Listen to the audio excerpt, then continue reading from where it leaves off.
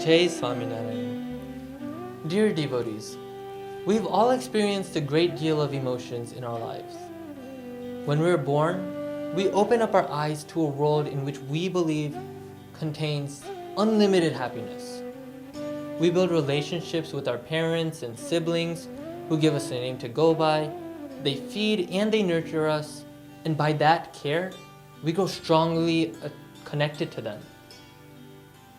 Then we grow older and forge new relationships, not only with new people, but with everyday objects like our homes, cars, money, and even food.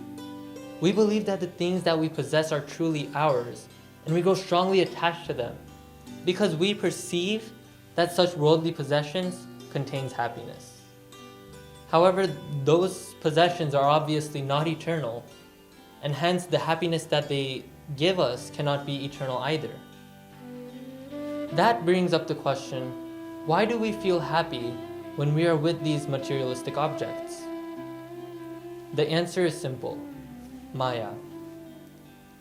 Maya is an eternal entity which is defined by Bhagavan Swaminarayan in the Shikshapatri as having three modes: Sattva, Rajas, and Tamas. It's the cause for creating ego and attachment in the Jeev towards the body and the body's relatives. It is an instrument of the Supreme Godhead or Parabrahma. Now, what does that mean that Maya is an instrument utilized by Parabrahma? Maya is the cause of creation of this universe. In the Vachanamrut, Shiji Maharaj states that when Parabrahma wanted to create the universes, he called upon a mukta known as Purush from his divine abode to start the creation of the infinite universes. Purush joined with Maya to create all the Brahmand, or the universes, as well as everything that we see and experience as well. Hence, Maya created everything from the water that we drink, the planets, the sun, the moon, to even the bodies that we, the Jeev, temporarily reside in. And all of this was by the command of Parabrahma. Hence, Maya is an entity which is controlled by Parabrahma. Maya excites ego, or ahamamatva, within the Jeev. Now, what does that mean? Well, the Jeev will think that I am the body and that everything that I own is mine. And it will also think that I am the best. While the Jeev should be eternally serving Parabrahma, the Jeev chooses to serve the worldly possessions it owns along with its relatives.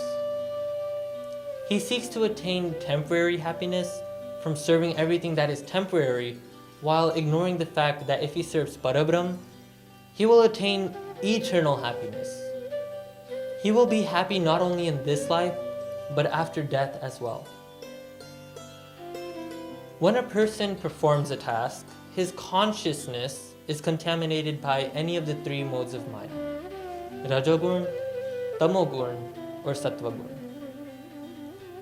When Rajogun is dominant in an individual's consciousness, the individual is driven by the desire for material possessions.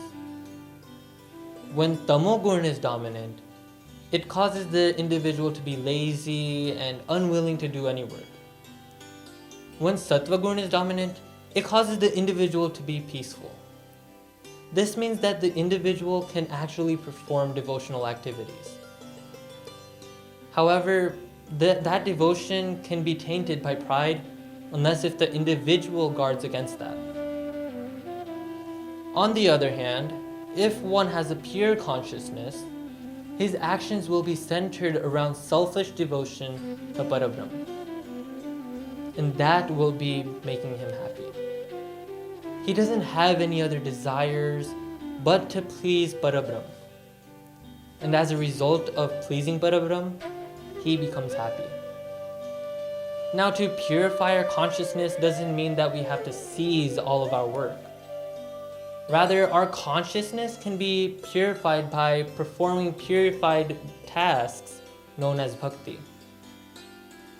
And activities in bhakti may seem like ordinary activities, the only thing is they're not contaminated by the three modes of Maya.